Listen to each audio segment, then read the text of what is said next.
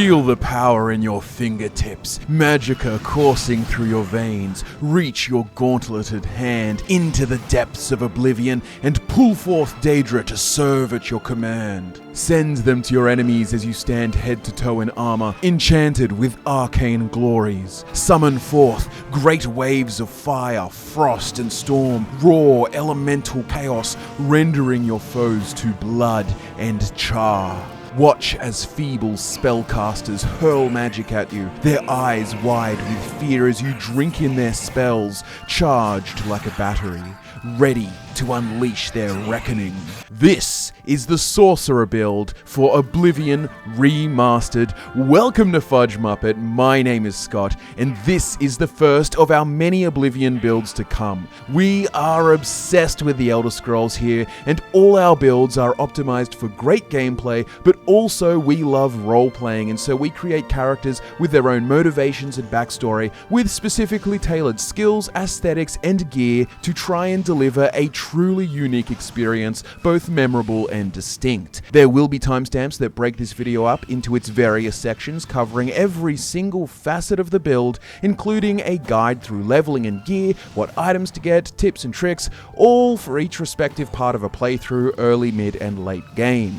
This is the Sorcerer Build, a both challenging and incredibly rewarding playstyle with a huge payoff at later levels, allowing you to access an incredibly huge Magicka pool to just drop absolute nuke tier spells, while at the same time being incredibly sturdy with powerful defenses, both physical and magical. In concept, I wanted this character to have the energy of Sauron in his full suit of armor. I wanted a powerful magic user with heavy enchanted armor and artifacts, a truly menacing looking character, but with a subtle aloofness and mystique. However, despite the drip, this character is not necessarily an evil overlord, more of a power-hungry sorcerer with flexible morals. He cares not for the idea of ruling over thousands of people. He's all about the pursuit of individual power and the personal agency it allows. It is also very much inspired by the Sorcerer Class art of Oblivion, a very cool, mystic-looking sorcerer. But without further ado, let's jump into character creation. For those of you returning to Oblivion, after many years, you will find that some changes have been made to the character creation and leveling, which will change the way we make decisions about our build. The first decision you make in character creation is race. Each race comes with its own set of starting attributes. For example, some races like High Elves are better suited at the outset to magic roles, or Orcs more suited to warrior roles. And in the original Oblivion, male and female characters of the same race had a slightly different attribute distribution. This feature is still in the game, but is no longer tied to gender. Rather, the new origin system essentially provides the same attribute stat spreads, but under a new concept of origins. For example, the Eastern Nord has the same attributes as the female Nord of Old Oblivion, and the Western Nord has the same attributes as the male Nord. Now we get more freedom in role-playing and greater control over our build's appearance.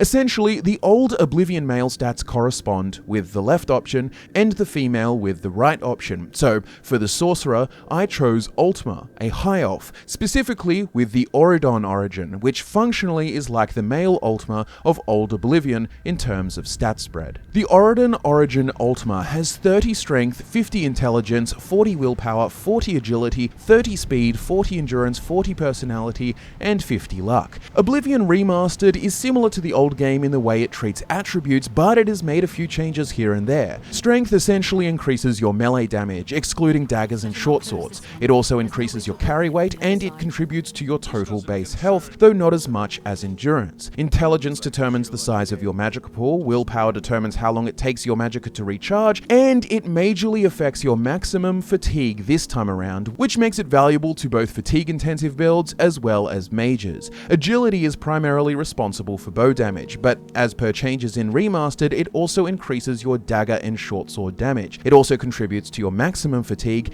and it determines how quickly it regenerates. Speed is literally just how fast you move, very straightforward. Endurance provides the larger portion of your base health pool, but most importantly, your endurance affects how much health you gain on level up, the formula being 10% of your current endurance rounded down. So if you have 30 endurance, you get 3 health points on level up. At 100 endurance, you get 10 points on level up. It makes a big difference over many levels. It used to be the case that you always wanted to get endurance early on because these health gains were not retroactive. But now, endurance health gains from level ups are retroactive, meaning if you had 10 gains at 30 endurance, resulting in 30 extra health points, when you reach 100 endurance, retroactively, those gains become 100 extra health points, as if you had 100 endurance all along. Personality determines an NPC's initial disposition, and luck is, well, it's niche. It provides hidden bonuses across all skills and helps gambling outcomes at the arena. It has some interesting interactions, but overall, for 95% of all builds, it's just not needed. There may be more to do with it in Oblivion Remastered, but finding that out will require a lot more testing.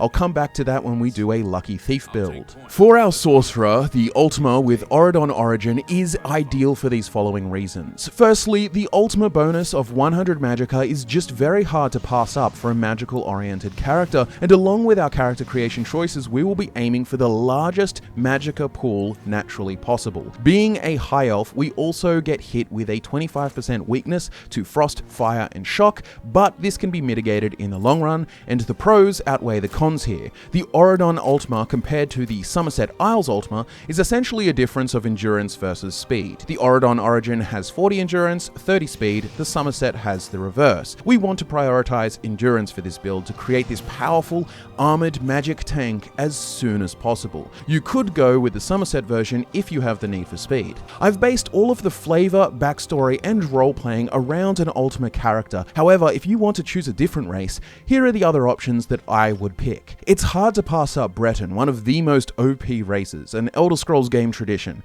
In Oblivion, they gain 50 points of Magicka at the outset, instead of the Ultima 100, but they also have 50% magic resistance, which is very powerful and works quite well with the sort of magical tank vibe we have going on here. Both Breton origins come with 30 endurance, 50 intelligence, and 50 willpower. Willpower will be borderline irrelevant for this build because of our Birthsign Choice, and we don't care much about fatigue, so it's not much of a gain, but arguably the 50% magic resistance more than makes up for starting further behind in endurance. Breton is a very valid choice, but either way, we'll end up with the same level of magic defense through trying to max our spell absorption, making magic resistance largely irrelevant in the late game. However, magic resistance can be very useful for the early and mid game if you happen to access it or you are a Breton. Ultimately, we do want to have the biggest Magicka pool possible, and Breton only adds 50 versus the 100 to Magicka, so ultimately I went with Auradon Ultima for both statistical and role-playing reasons. Now, if you don't want to be an Ultima or a Breton, well, there is another more unconventional choice,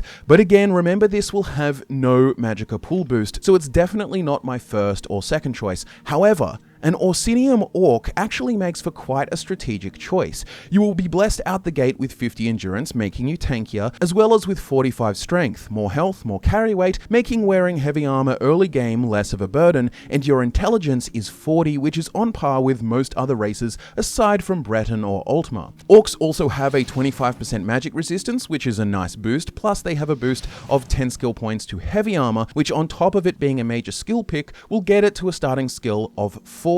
10 more skill levels and you will have achieved the best spell effectiveness rating with armor equipped at 95%. For those of you who don't know, armor reduces spell effectiveness by a percentage depending on what armor and how high your skill is. For the Sorcerer, we want this to be negligible as soon as possible, but with all that said, I would highly recommend Auradon Ultima as my primary pick, and for the rest of the video, I will assume that is what you have done. Adjust accordingly. As you move through the sewers and again come across the Blades and the Emperor, the most esteemed Uriel Septim VII will give you an astrology reading. Time to pick a birth sign. This is a very important choice for the Sorcerer build and one that forms a cornerstone of this unique playstyle. We will be picking the Atronach birth sign. This comes with 2 powerful upsides and 1 major gameplay changing drawback. The Atronach birth sign gives you 150 Magicka, which for our Ultima character stacks on on top of our 100 Magicka bonus from race, and of course, our starting 50 intelligence. When all of this is stacked with our class choices, we'll be leaving the sewers with a pool of 360 Magicka. To put that in perspective, with 100 intelligence and no Magicka boosting birth signs, the best natural Magicka pool other races like Imperial or Khajiit will have is 250 points. Now, this Birthsign choice also, in my opinion, makes the Ultima an even better choice because it helps mitigate its downside. The Atronach Birthsign stipulates that you will no longer be able to regenerate Magicka at all. This means you will have to rely on other means of Magicka restoration, things such as Ayleid Wells, shrines, potions, and Welkynd Stones. Don't worry, I will give you a comprehensive guide on how to manage this, and it's really not as hard as you think. So, since we can't regenerate Magicka, having the biggest Magicka pool possible, thanks to the Ultima race, is very important. So, plus 150 Magicka, no Magicka regen, but there is also the 50% spell absorption from the Atronach Birthsign. Spell absorption is a chance-based statistic, unlike magic resistance, for instance. With 50% magic resistance, you will negate half the damage of an incoming spell always. With 50% spell absorption, you have a 1 in 2 chance of absorbing the entire spell, negating its damage entirely and boosting your own Magicka reserves from the cost of it. This is fantastic for defensive purposes and helpful at times with Magicka recharge. However, don't be fooled. This will not be sufficient. You will need to rely on methods such as Welkynd Stones and Potions for getting your Magicka back. In the leveling section, I will cover this extensively. I've got you covered, don't worry. There are enchantments and artifacts in the game that can also boost this spell absorption even further, ultimately getting you to 100% spell absorption if you want, which functionally renders you immune to all incoming spells. It's a cool feeling, being this decked out sorcerer who is so powerful that he just drinks in raw Magicka. I will say there is one niche exception to this immunity, and that is reflected spells. Spells reflected back at you, meaning spells that have been fired and then have been successfully reflected by an enemy with an enchantment or spell, will not be absorbable. But this is a rare circumstance overall. So that covers Birthsign. Time to keep moving through those sewers.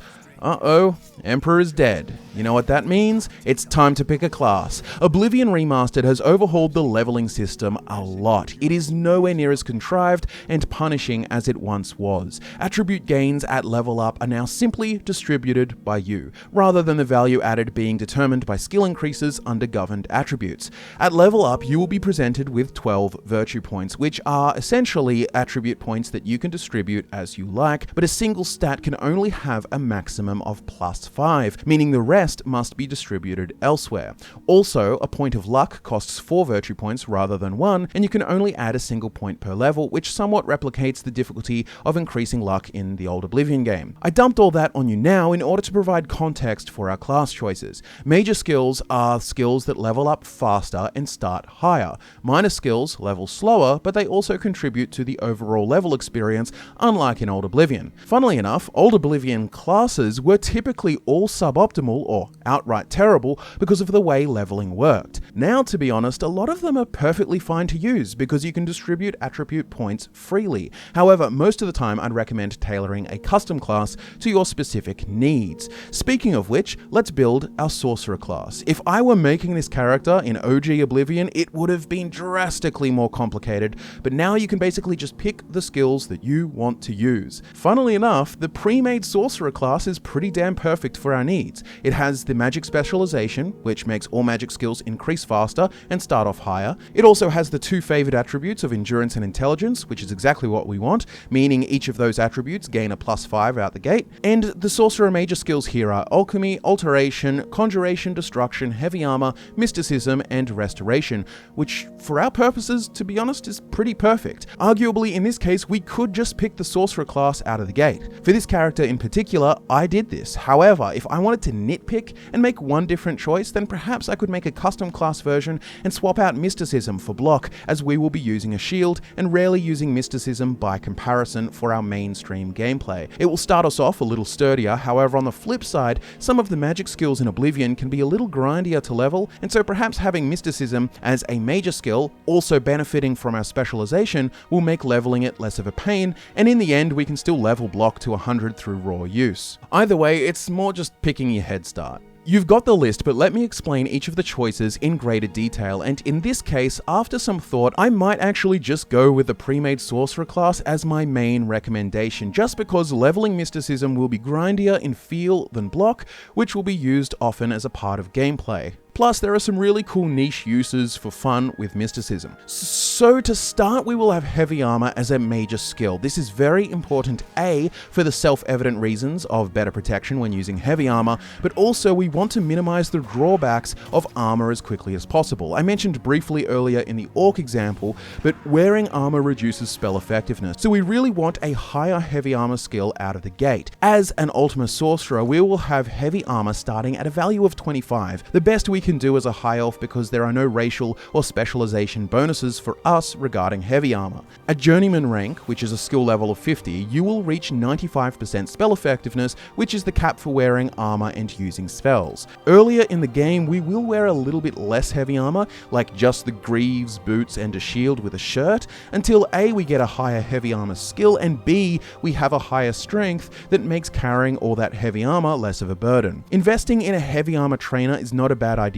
either, especially if you have spare gold hanging around. Varnado, the Redguard smith who owns the best defense shop in the Imperial City Market District, is a Heavy Armor skill trainer who can help you get up to skill level 50 as soon as possible. I'll speak more on that in the leveling section. Alchemy is another of our major skills, which starts for us at a skill level of 35, and it's going to be vital for our playstyle. We want to be going after as many ingredients as possible, just grab everything all the time, so we can always be working on that skill and leveling it high, so we can make some truly epic potions later on for both restoration of health and Magicka, but also fortification of Magicka and intelligence, meaning to temporarily increase our total Magicka pool even further, allowing us at higher levels to be creating and firing some truly nuclear tier spells. Destruction is our bread and butter damage skill. It's really straightforward, big bursts of damage. Its skill level will start out at a whopping 40, putting us only 10 points out of reach from Journeyman level spells. Alteration, another of our major skills that starts at 40, is an interesting one. It offers a lot of utility-based spells such as water walking and breathing, unlocking locks, which is very handy,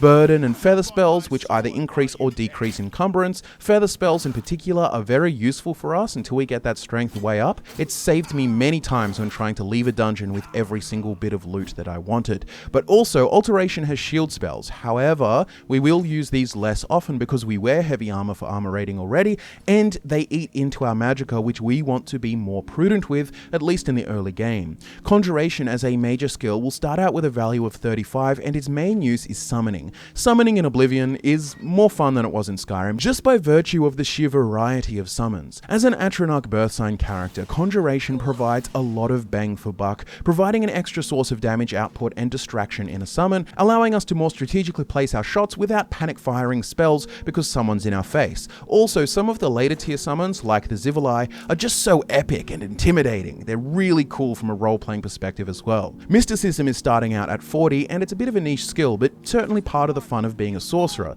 It offers effects such as Dispel, which stop magical effects happening to you, so say things like a spell that's draining your attributes or a consistent burning effect, you can just get rid of it with a single cast. It also has soul trap spells, reflect spells, and spell absorption, which we can use strategically in the early game to mitigate the cons of the Atronach Birthsign. It also has telekinesis spells, which are just fun, but rather niche. Finally, for our major skills, we have Restoration, which is a tad more complex here than it was in Skyrim. You have, of course, your restorative spells for health and fatigue and such, but there are also spells that can fortify attributes like speed, intelligence, strength and such, but also fatigue, Magicka, and health. Of course, we'll want to access all of these magical schools and all of their spells, so we can go and do all this cool spell making later, but I'll talk more about that when we get to that. For now, it's time to actually leave the sewer and begin your playthrough as the Sorcerer. Depending on how much junk you picked up in the sewers, you may want to hike up the hill or just fast travel to the Imperial City Market District and offload some of your loot before your next endeavor. But if you do that, come straight back to this sewer entrance because the first thing we want to take on is Vilverin, the first Aelid ruin that you ever see when you first exit the sewers. First things first, let's get our bearings in regard to playstyle. Hopefully in the sewers you picked up a shield, either the rough leather one or the rusty iron one. It doesn't really matter. You can find an iron shield and more in Vilverin. You've got a shield, some rusty iron greaves and armor, though that armor might have to be ditched because it does get too heavy at the start of the game, and we have a steel shortsword. In Oblivion, when you pick a major skill, you start off with some bonus spells. In our case, we have a few, but we really only need to focus on a couple. Summon Skeleton gets us a summon, which can be helpful, but honestly, we can just stick to Destruction for now, especially while you get used to managing your Magicka. We have the Cold Touch and Shock Touch spells thanks to our major skills, and of course, we have the default Flare spell on target.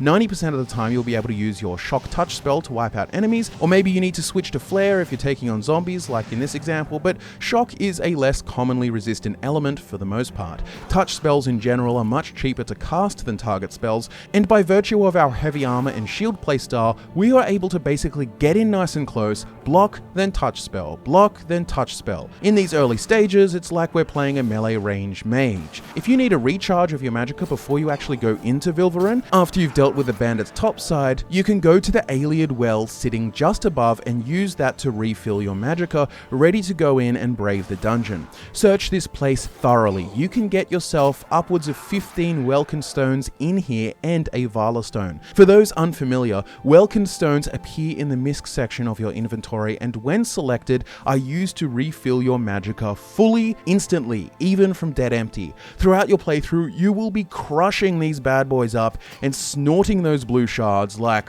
well, you get the idea. They're fantastic tools for any mage really, but super important for an Atronach Birthsign character. A very reliable method of restoring Magicka until our alchemy can pick up the slack in a major way. By the time you finished in Vilverin, you should have been able to find yourself some better equipment, and you will have likely had enough skill increases to level up. So just outside of the camp, you can use the bed in the tent and sleep to level up. Leveling is so much better in Oblivion Remastered, no longer spreadsheet stressing and micromanaging minor skills. You are distributing 12 virtue points into your chosen attributes. I think it would be most helpful for you guys right now if I just laid out the priority list of attributes in a general sense, and then I can go through some of the nuance. Broadly speaking, your priorities should be first endurance and intelligence, followed by strength, speed. Then I suppose the lower tier priority would be things like personality, willpower, agility, and luck. But to be honest, those last four, it's really up to your personal preference. But for the people in the back, the most important stats that you want to get to 100 as soon as possible are intelligence and endurance, followed by strength and then speed. So for my first level up, I would be dumping 5 points into endurance, 5 into intelligence, and the remaining 2 into strength. So the level 2 sorcerer build should have 60 intelligence, 50 endurance, and 32 strength. Time to continue leveling your skills. Get out there and explore the world. You can of course pursue the main quest,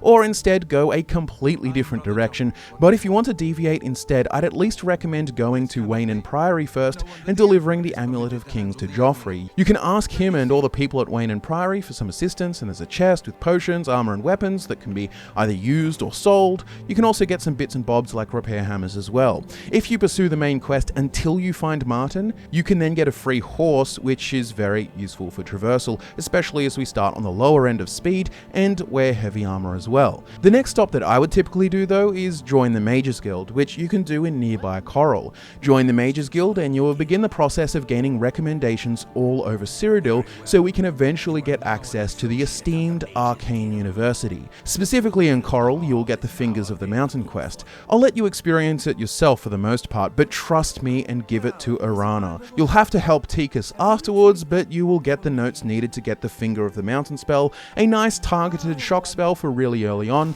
plus you still get the recommendation. Destruction, alchemy, and heavy armor are our biggest priorities in terms of skill increase. Destruction is our mainstay, and the higher the skill, the better spells we can get, and the less Magicka our spells will cost. Like I said, stick to touch-based spells for the most part to get the most out of your Magicka pool. I would recommend, as you make some spare cash, to go ahead to Varnado at the best defense and get yourself some heavy armor training as well. You can use a trainer 5 times per level up, so arguably they are most effective to use in the early game when you can level up at a much faster rate. But once heavy armor is at a journeyman rank, which is skill level 50, 50, you don't have to worry about trainers. Natural gameplay will take care of the rest. Alchemy is another area where trainers may be useful early on. Ardeline of the Breville Mages Guild is a good pick for just helping you get that alchemy to level 50 quicker. The sooner our alchemy gets up there, the more we can rely on it as our primary restorative method. While we are speaking of Breville, there is a nice little trick here involving the Lady of Luck statue. We can actually go to the Lady of Luck statue and spam it unlimited times if we wanted to. It'd be the same outcome, but with the Atronach sign, more specifically with spell absorption, we can actually absorb this effect from the shrine and restore our Magicka in full for free. It's an incredibly useful thing to do when you are in the area. This also makes Breville an invaluable place for when you might be doing a little grinding and leveling of some of your magic skills, like mysticism, alteration, or conjuration. These processes are a little bit boring, but they can help jack up your skill level. But doing it this way, you don't have to worry about the unrecoverable Magicka loss with the Atronach sign, because you can just go over to the Lady of Luck statue and spam it until you absorb the effect. It usually happens the first time. But to speak of Atronach issues more thoroughly, let me give you the primer on how to deal with it. I mentioned the Lady of Luck. I've also mentioned that Ayleid Wells are convenient boosts when out and about. However, early game, Welkynd Stones and collected potions of sorcery are the methods. I would take care to explore more Ayleid ruins than usual and snap up all that good blue crystal. As for your own potion making, you are going to want to focus on two key ingredients. That is the steel blue Entaloma cap mushroom and flax seeds. These will allow you to make a restore Magicka potion that applies over a duration. For example, with only a novice mortar and pestle and an alchemy skill of around 35, which is what we start with, these potions will restore 5 Magicka per second for 20 seconds. You can down one while you travel about, slowly restoring, or you can spam a couple if in a bit of a situation, but to be honest, the Welkynd Stones are the best when in a tight combat situation, as they instantly restore your Magicka. Anyways, courtesy of the unofficial Elder Scrolls pages, these two images outline a good guide of places to search for these two ingredients, the steel blue Entaloma cap mushroom and flax seeds. Alchemy may look a little intimidating, especially on your first time, but once you know what to look for, it's a breeze. This potion recipe is going to be the mainstay of your entire playthrough, so always look for these ingredients and make sure that you have plenty in stock. In the late game, with 100 alchemy and master alchemy equipment, I was making potions of restore Magicka for 24 points per second for 78 seconds.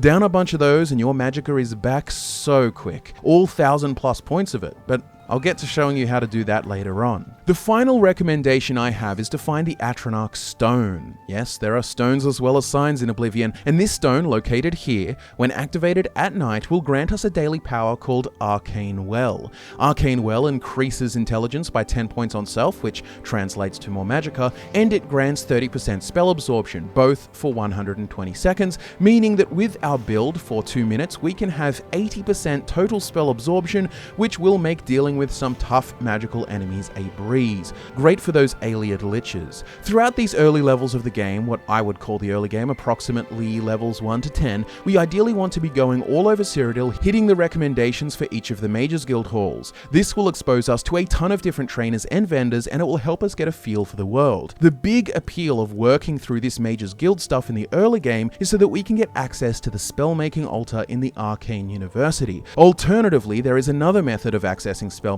one that involves a player home, the Wizard's Tower, Frostcrag Spire. You will have seen this big-ass tower on the horizon. Well, you can simply go there and claim the tower for your own, but it's pretty bare bones. You'll have to buy all the furniture and stuff, so it can be a pretty expensive endeavor early on, especially when you're dumping a lot of your coin into buying new spells or trainers for skills. However, it would be a very good idea, if you want to go this route early on, to try and buy one set of the Mage Tallow candles from Orellenway. They cost a pretty penny, but if you do, go back to Frostcrag Spire and place them on the spellmaking altar, and voila, it works. You can create your own new spells. In my playthrough, I went and did this much later. I wanted to earn it, so to say. For role-playing reasons, the Wizard's Tower was a later arc for me. I wanted to be a cool, decked-out sorcerer first that then needs his own tower, rather than being a novice who goes straight up to it and just gets it. Anyways, we'll be doing the Mages Guild regardless, so you can just wait to do spellmaking until you're in the Arcane University, but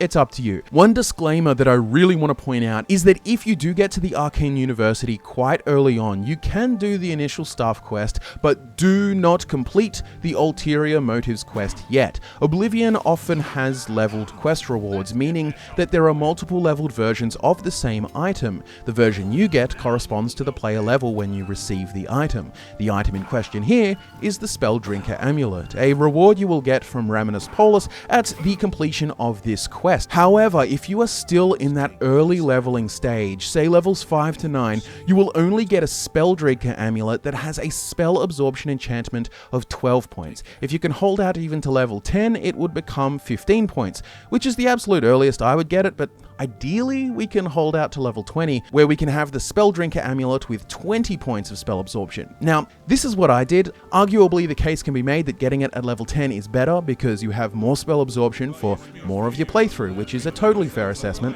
and later on, Sigil Stones can be used to enchant your gear if getting 100% spell absorption is something you want to aim for anyways. It's probably overkill. I guess just adjust your strategy depending on the difficulty you are playing. Another quick note, do not finish the main quest in a hurry. Oblivion gates are very useful later on, like level 17 later on, and it'll give us some epic enchantments. Ultimately, if you've done everything correctly, that is, distributed the maximum amount of points into endurance and intelligence along with the remainder into strength, then you should have at level 10, 48 strength, 100 intelligence, meaning that we have the maximum base Magicka pool available of 450 points and 90 endurance, which we will get to level 100 by level 12. The strength boosts have also contributed to our health, and speaking of which, the increases to strength will have made our carry weight much higher, and so we can deal with more encumbrance, meaning that we can wear more heavy armor with ease. A simple classic is all steel armor and shield, while also sporting the green robe hood that I found in Vilverin early on.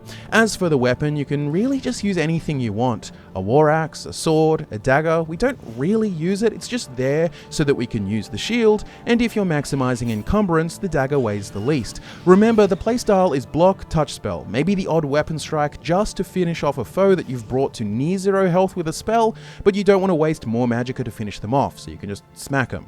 It should be possible to get destruction up to about expert at this point.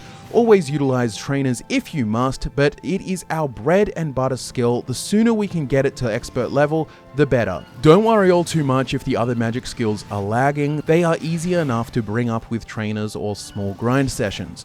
As I mentioned at the start of the video, we here at Fudge Muppet love role-playing, creating backstories and motivations for a character, as well as aesthetic decisions that create a certain gaming experience that is distinct from others. We seek a perfect blend of form and function, meaning cool builds that also play well. We aren't always going to go for builds that are just about min-maxing and being overpowered, though, mind you, this build in particular is a terrible example of not doing that, because this Sorcerer build is truly god tier, especially in the later game, but I digress. I thought that now you understand the foundational parts of character creation and the early game leveling, as well as the fundamentals of the build, I figured now would be a good time to talk about role-playing factions and backstory, something you can listen to while you get your character through those initial levels. So without further ado, let's get into the backstory, and then after that we'll see how this informs the role-playing and quest choices before rolling on to the mid and late game leveling.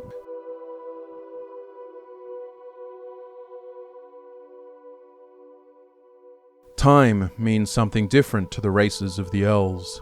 The kings of men rise and fall in the span of decades. Legendary heroes of man have a life that lasts for but moments when compared to the great ages of elves who measure their life in decades.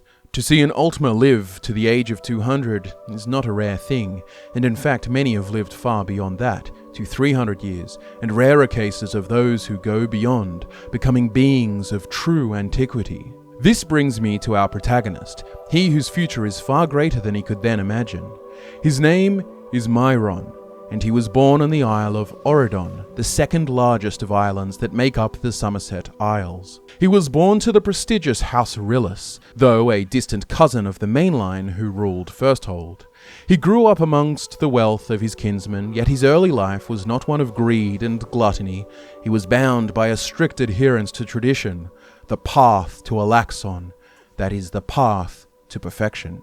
His father and mother were both war wizards who had fought variously in many battles, defending Oridon from the likes of Marama pirates and the vile Slode, and so it was expected that Myron follow the same tradition, and that he excel in such pursuits of war and wizardry. For the Altmer, perfection is paramount, and as a young student, he was compliant, competent. More than anything, Myron feared bringing shame to his family. He remembered well the year he came of age, year 388 of the Third Era. He remembered every detail of that ceremony, surrounded by his family, his teachers, his grandseers, all sitting in the pews among the potted cherry blossoms and rising curls of incense. The ascendant curate approached slowly. A stole of swan feathers and dragon tongue cascaded over her shoulders, and upon her brow rested a grand welkin wreath, bedecked in driftwood and precious stones. She bestowed upon him the gift of his passage to adulthood, a glistening sphere of ether quartz, his Kalian. Every Altmer knows the experience, when the spherical crystal is placed in their hands, so fragile and precious, a symbol of Altmeri purity, a commitment to Alaxon.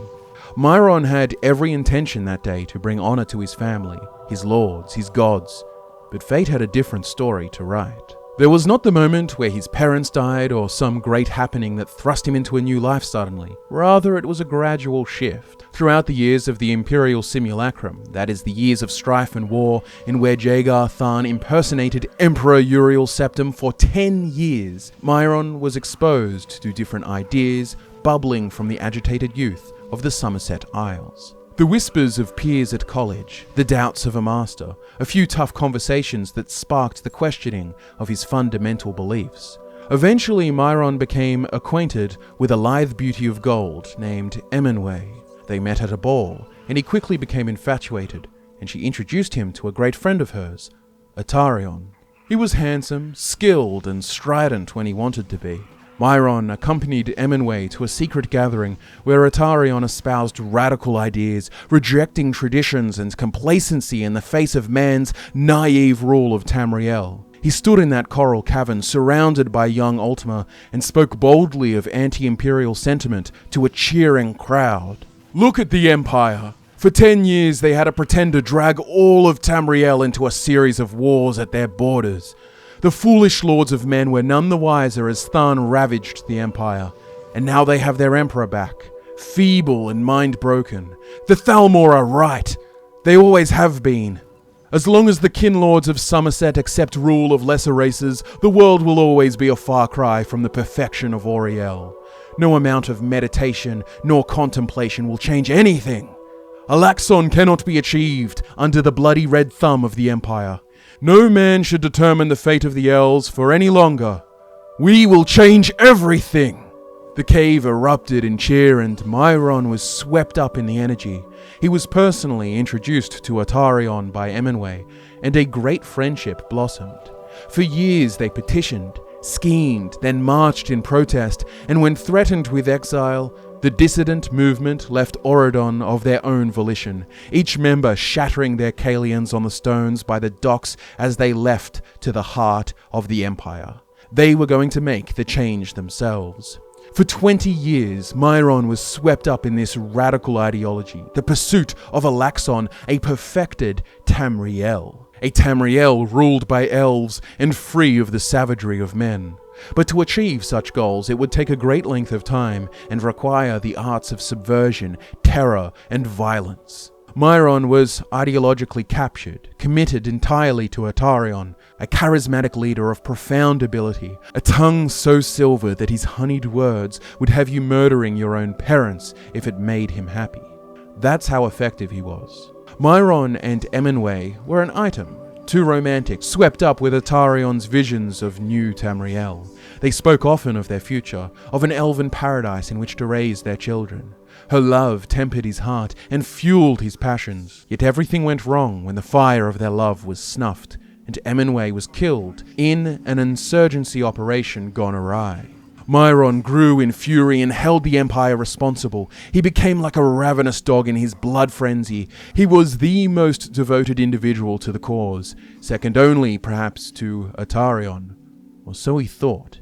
The insurgents continued in their plots, with Myron in the limelight, foul in his fury. Year 423, 4 years since the death of Emenway, Myron was sent a message, the location of the next meeting held by Atarion. He had completed his most recent mission, and so he went to meet, as directed, at a site between the Ayleid ruin of Colote and the town of Cropsford.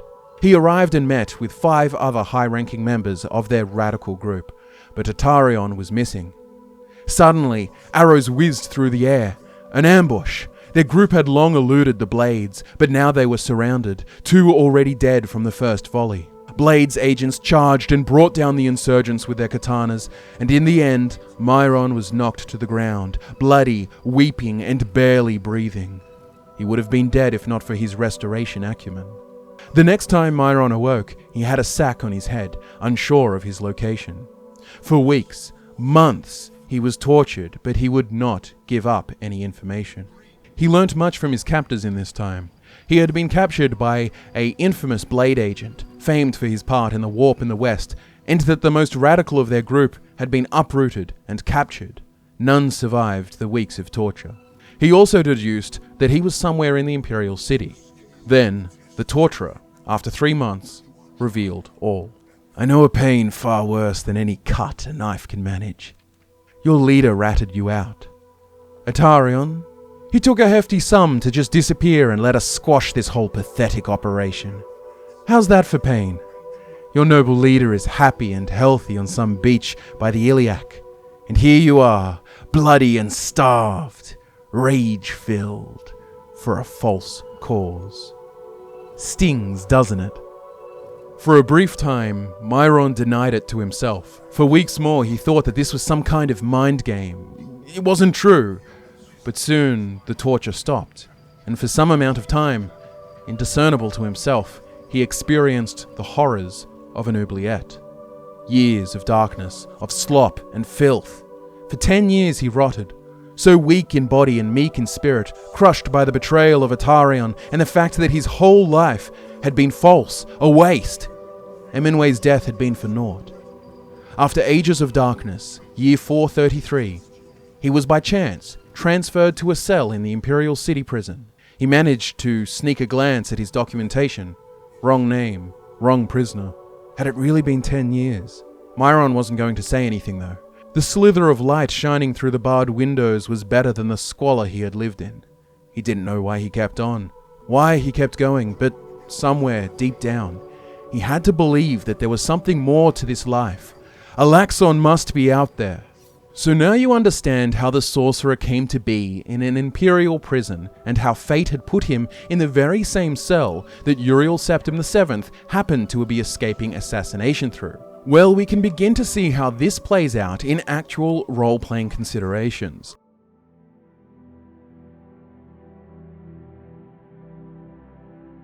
The sorcerer, Myron, as I named mine, though you could use a different name, has been given a second lease on life, and at first he is overwhelmed with everything. After being abandoned by his once most highly held ideology and dearest friend, he was doomed to die in a dark place, lost and forgotten for 10 years. But by the circumstantial actions of the very Emperor himself, he was freed and entrusted with a duty greater than any other. For so much of his life, he had hated that man, the Emperor, the very symbol of man's stewardship of Tamriel.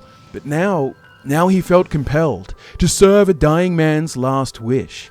He cannot help the feeling of a divine calling, as if all along this was his purpose. He had to be there, in that cell. The sorcerer will struggle with his new situation. There is a war in his mind between the callous cynic and the young idealist who resurfaced after years of silence in that dark, deep oubliette. Either way, he has his freedom, how best to use it. For Myron, the pursuit of power is his highest calling, but not for the reasons one may immediately think. Myron long abandoned any ideological ambitions such as the pursuit of change in the world. There is no desire to overthrow rulers or to rule supreme over thousands, yet he is power hungry. However, to Myron, power represents freedom and individual agency. His lack of individual power led him to be swept up by radical ideologies of others, manipulated by people with more knowledge, and imprisoned by people with more power.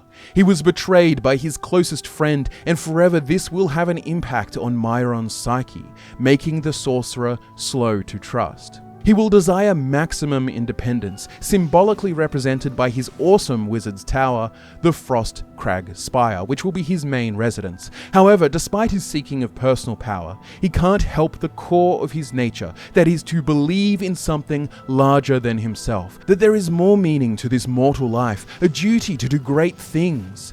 It's very fun to play the sorcerer with this balance of a cold individualist seeking power in contrast to what is at the core of his person, an inspired, hopeful young man who will awaken throughout the course of the main storyline. Martin Septim will show him a great many things, and the sorcerer will be endlessly inspired, and perhaps this will shift his personality further in the idealist direction. He will form a particular disdain for the Mythic Dawn not only because they are the antagonists, but the cult-like radical prophet-led group will remind him of his own past experiences, yet at the same time he will have the smallest bit of pity for those that have been wrapped up in their crazed ideology. Once, many years ago, he was so similar. It will be a cathartic moment being able to take on Menkar Cameron, where he defeats the crazed prophet of a radical cult, preventing others like he was as a young man from having their lives co-opted by those who don't deserve their trust. Martin Septim, on the other hand, and the selfless actions he will take, these will show the sorcerer what true leadership is. The sorcerer is a complicated character, and because of his backstory and personality, you have the ability to play him in several ways, either leaning more into the facet that felt he had spent life as the pawn of others and instead seeks radical freedom through individual power, or rather, and especially through the main quest, the side of his person that believes in power used for good to improve the world, as the buried idealist inside him shouts out in his dreams. This dynamic allows you to take on a wealth of different quests, some more selfish focused, such as some of the Daedric quests, and others more so noble and selfless. Both the Shivering Isles and Knights of the Nine will fit the role-playing for this character, and of course the Mages Guild is going to be the primary faction of focus. A great blend of enhancing individual power and status, increasing personal agency, while also defeating a very real and evil threat. I would avoid outright evil factions like the Dark Brotherhood. Give Lucian LeChance the 1-2 if he ever tries waking you up. The Thieves Guild too is a bit petty for a sorcerer and in no way matched with his skill set. The Fighters Guild can be done if you want to do more content, but it's just a mercenary guild and far more warrior focused in theme, so that's up to you. For the Daedric Shrines, I would outright avoid the malevolent ones like Molag Bal or Mephala, but things like Boethia or Malakath or Hircine's quests would fit the bill fine. But I think that covers most of what I wanted to say about the role-playing, and so I think we are ready to move on to continue leveling our character through the mid-game levels of 11 to 20.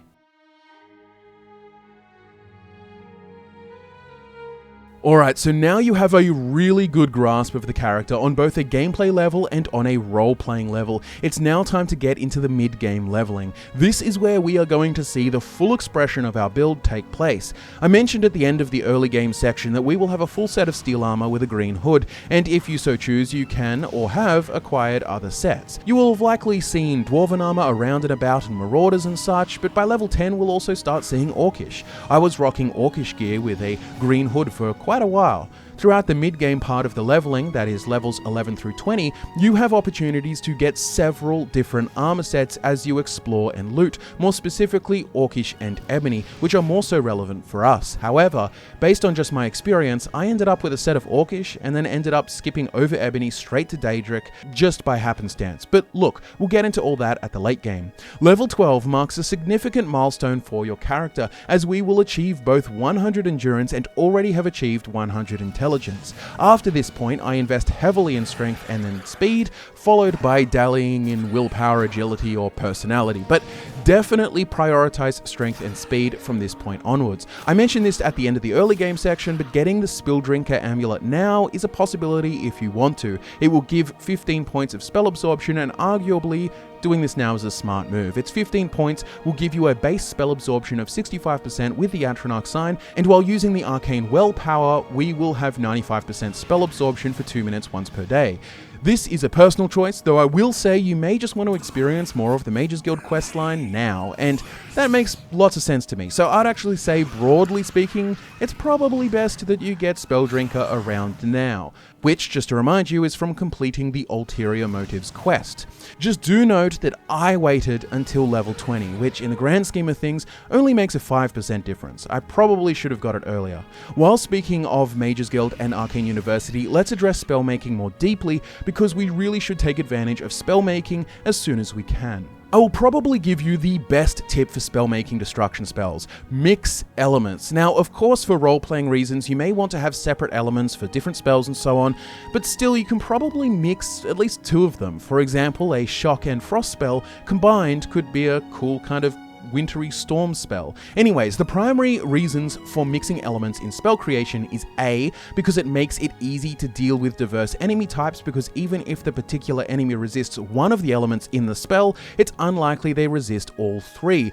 But B, for whatever reason, the way back-end calculations work, spellmaking favors multiple elements in regard to spell cost. For example, at level 14, with a destruction skill of 100, I could cast a touch spell called Arctic Blow for 40 points of Magicka, and it does 80 damage. But if I was to make a touch spell with 40 points of frost damage, 40 points of shock damage, and 40 points of fire damage, it only cost 49 Magicka to cast, which is a mere 9 points more Magicka cost, but for 120 total spell damage as opposed to 80 with Arctic Blow. 50% damage increase for less than 25% increase to the Magicka cost. Even if I were to just use 2 of the same elements, I could make a touch spell with 40 frost damage and 40 shock damage, the exact same total damage output as Arctic Blow, but with a cost of 33 Magicka instead of 40. The TLDR is mixing elements for the same damage output is more Magicka efficient, and arguably this is reasonably important for a character who relies solely on slamming destruction spells for their primary damage output. So speaking of which, here I actually think the aforementioned spell of 40 frost, flame and shock damage is very good at this stage. I call it Chaos Hand. Then I create a targeted version of this spell with 33 damage in each element called Chaos Strike. The Chaos effect in Skyrim is all 3 elements combined, so I think it's a fitting name. Basically, in regard to destruction spell creation, this is the formula that I follow, creating more and more insane versions of the same thing later in the game. You are free to create all kinds of variations, including things with area damage, but that can increase the cost a fair bit. Anyways, have fun. So, as we get to level 17, something very important happens. Time to go Oblivion Gate closing. As per the main story, you will have noticed that Oblivion Gates have opened up all over the place, and they remain unless you close them or have finished the main story. These Oblivion Gates can be fought through and closed by taking their Sigil Stone. A Sigil Stone comes with a large variety of magical effects, which are randomized upon pickup and can be used to enchant a piece of equipment for free. Now, Sigil Stones are leveled: Descendant, Subjacent, Latent, Ascendant, and Transcendent. At level 17 onwards, all Sigil Stones are leveled to Transcendent, which means they enchant with greater magnitude than all others. There are 2 specific effects that we are looking for our gear, and they are Fortify Magicka and Spell Absorption. A Transcendent Sigil Stone with either of these effects will either Fortify Magicka by 50 points or add 15% of Spell Absorption. The best one, in my opinion, for this build is actually the Fortify Magicka. We want as much Magicka as we can get. If you want 100% Spell Absorption, you can go for that, but I'd personally rather have more Magicka in my pool available. With Atronach, Spelldrinker Amulet, and Sorcerer's Ring, I'll get to that later, I had 95% Spell Absorption, which could be 90 if you got Spelldrinker at around level 10. Anyways, about how to actually get these Sigil Stones that you want. Using the ancient secret technique of save scumming, you can get the effect you want. Now, this isn't for everyone. It's totally up to you if you want to leave it to chance. But if you save before you pick up the Sigil Stone, each time you pick it up, it will have a randomized effect. This way you can keep loading back to just before it enters your inventory, check if it's what you want, and then load back if it isn't. Ultimately, if you choose to do this, you want to get 6 Transcendent Sigil Stones with the Fortify Magicka effect. To get all of these, even with the saves coming, does take take quite some time, so don't waste them on armor that isn't your final set. We can address this in the next section. In general, for this mid-section of the game, you probably want to get yourself to Archmage rank of the Mages Guild, kit out your Frostcrag Spire, and speaking of which, you can use Fire, Frost, or Void Salts to give yourself an Atronach Familiar. For example, I used 3 Void Salts to give myself a Storm Atronach Familiar, essentially a companion until they die, but then you can just go make another one in your tower. A true wizard in his tower experience. You should really be working on bringing up your lower major skills that likely haven't increased as much, or aren't central to the playstyle, things more like Alteration, Mysticism, and Restoration, the more utility-based ones.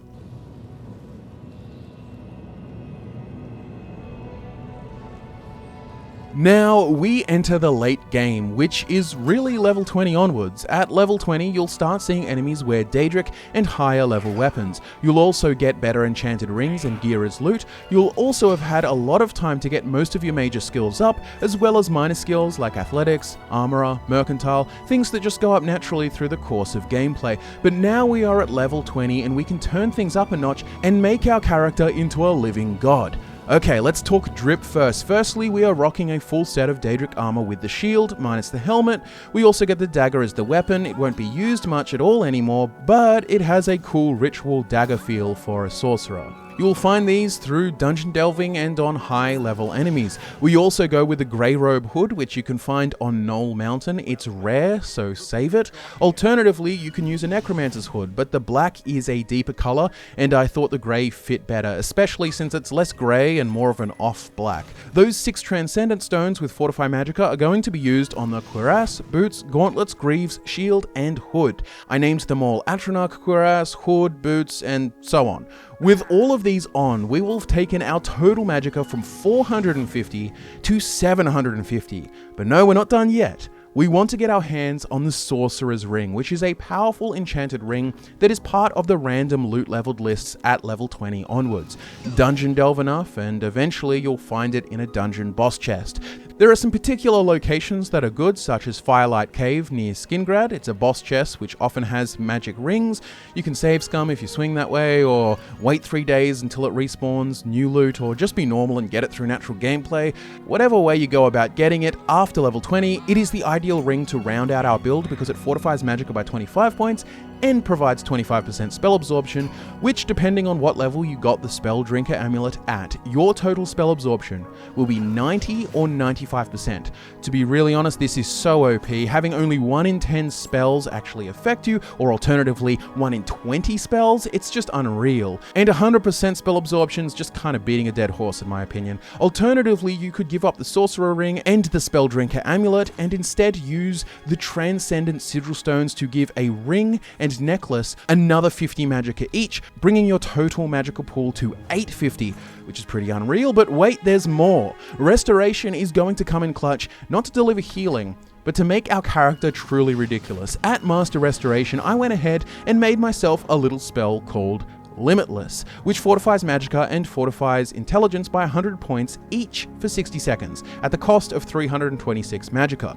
For a minute, my character has 1,060 Magicka points, and I spam as many restore potions as I can, each regenning 24 points of Magicka per second for 78 seconds. This again is made with the steel blue Entaloma cap mushrooms and the flax seeds. And as you can see, I've essentially unlimited Magicka, constantly slamming out another of my custom spells, Chaos Blast, which does 100 damage of frost and 100 shock and 100 flame on target, which costs 245 Magicka a pop. Here I am just casually firing spells that would take a typical character's maximum Magicka pool with 100 intelligence. It's insane. You could, if being extra silly, take it even further and add area of effect to this spell. As long as the Magicka costs come under 1060, you can cast it at least once.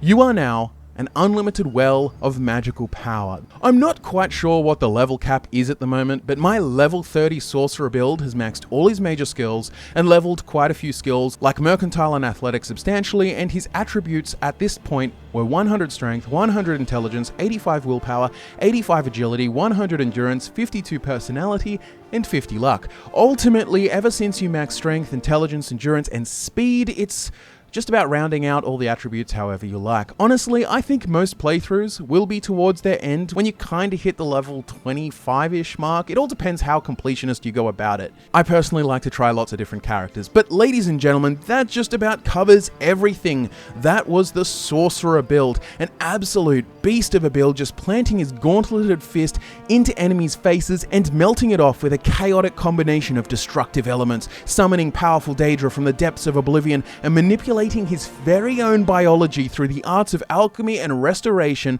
supported by his godlike armor forged with the blood of the Daedra and enchanted with Sigil stones wrenched from the towers of Dagon himself. Enjoy! Thank you so much for watching this video, guys. It's been so much fun diving into Oblivion Remastered and all the fantastic changes that it's brought to the leveling experience. Subscribe for more Oblivion builds, many more to come. Check out the polls we run on YouTube's community posts that we'll be posting after the release of each build, and have a say in what we do next. Thanks again. My name is Scott from Fudge Muppet, and I'll be back to nerd out with you again next time.